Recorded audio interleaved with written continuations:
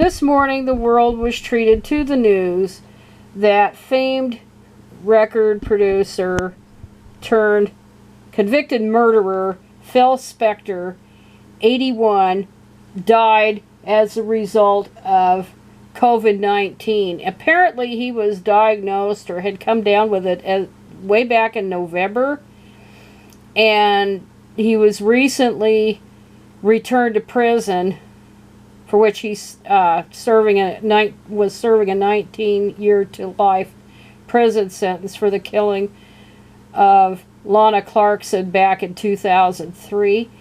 But then he was starting to have trouble breathing and coughing and stuff, and so he went back to the hospital, and eventually he died of the disease yesterday. So he's yet another casualty in the COVID pandemic. But never has a figure risen to such heights, or very few have, and plummeted to such depths as this man here. And so I had wrote in my blog, I had written a little bit of a write-up about him. And I wrote this: I just found out that a convicted killer who was once a somebody in the entertainment field, Phil Spector, 81, has died in prison after contracting COVID-19. Spector was once a giant in the entertainment field, best remembered as a producer who wrote, co-wrote, and or produced some of the most famous records of the early 1960s, especially with girl groups like the Ronettes, even marrying and later divorcing one of them, Veronica Bennett Spector. He also was involved with producing some of the final Beatles records, but that was kind of controversial because they tended to be a little bit too Las Vegas-ish. I guess you can say Las Vegas-ish.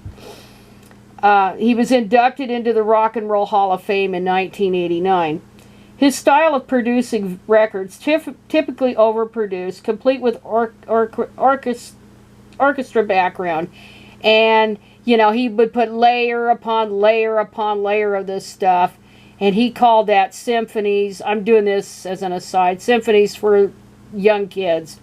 And that was dubbed the Wall of Sound. So, and they always had a little bit of an echo to them, I always thought, when you heard them. And that's true, like his hits, Be My Baby by the Ronettes, Da Do Ron Ron by the Crystals, You Lost That Loving Feeling by the Righteous Brothers, Chapel of Love by the Dixie Cups, and on and on and on. I mean, he was involved in just about all of those hits then, and he employed some of the best songwriters in the business. They were called the Brill Building because that was named for the place where some of those songwriting publishers worked, and the songwriters had worked there. And I could go for days and say who those songwriters are. But he was involved in all of those. And so that was kind of a soundtrack of my very early childhood. And I grew up on these Phil Spector hits. But back to my little post here. Spector started out as a singer with a group called the Teddy Bears and wrote their signature hit, To Know Him Is to Love Him. The song title was taking off his father's tombstone. Spector's background was truly tragic, complete with suicides and mental illnesses in his family. It is little wonder he wound up messed up with himself, despite all the fame and fortune. As an aside, apparently he had said he had been diagnosed as having bipolar disorder. So that may explain many of the odd behaviors and especially some of the violent episodes that he had. So it was little wonder he wound up messed up. But despite being rich and famous, but on the other hand, maybe being rich and famous just made it worse. Spector was one strange man. He was known to pull guns on his girlfriends and even on some men like John Lennon. He was completely unpredictable, although many of his acquaintances and girlfriends knew it was only a matter of time before this habit got completely out of hand. And it did in early 2003. The target was a woman Spector barely knew, 40-year-old Lana Clarkson, a woman who had a minor acting career and worked at a restaurant and live music establishment called the House of Blues. One night, on February 3, 2003, Spector offered to take Clarkson to his mansion after she finished her shift, and this is when it turned horrible. Despite Spector's protestations to the contrary, claiming Clarkson had committed suicide at his house, she indeed had been killed by Phil Spector. Unlike some other celebrities charged with varying degrees of murder, such as Claudine Longet, O.J. Simpson, and Robert Blake, Phil Spector ultimately didn't get away with his crime, or, like Longet, get a slap on the wrist. In 2009, Spector was sentenced to 19 years to life for the killing. It was his second trial for the killing. He was serving his prison sentence at a Stockton, California facility at the time of his death. Clarkson's mother later sued Spector's insurance company, with the case being settled out of court, I believe, in 2012. Although he was bald, as you can see in the picture there, Spector was known during his trial, or trials, for his array of wigs. So you can look on the right-hand side there. Especially wild ones. He even wound up with a far younger wife, a woman no doubt looking for a fat inheritance along the way. She was wife number 3, but Spector realized she was less than an ideal wife and divorced her while he was in prison.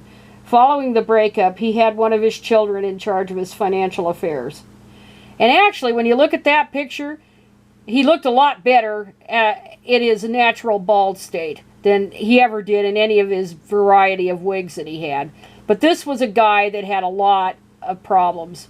He had a lot of mental problems. He had, despite all his talent, and that can't be denied that he did in his time, but as this guy wrote about him in 2009, and I'll put that link in, about how Phil Spector had so many successes, but the evil took over, and he just had, what is the word? He had arrogance. He was kind of like Trump in some ways, only a lot more destructive and self-destructive so far. Spector had no shortage of egotism, arrogance, nor talent. But clearly his demons, inferiority feelings, narcissistic rage, traumatic loss, fear of abandonment, gradually gained the upper hand, as it happens with so many geniuses. "I have devils inside that fight me," said Spector during one published interview. And this is real common. This guy wrote here, and this is not unheard of. It's fairly common with people who are described as geniuses. They're very fucked up. I mean, there's Ted Kaczynski, Vincent van Gogh, all these people that were very, very smart, but they were screwed up. And, I mean, there are just countless people that are that way. But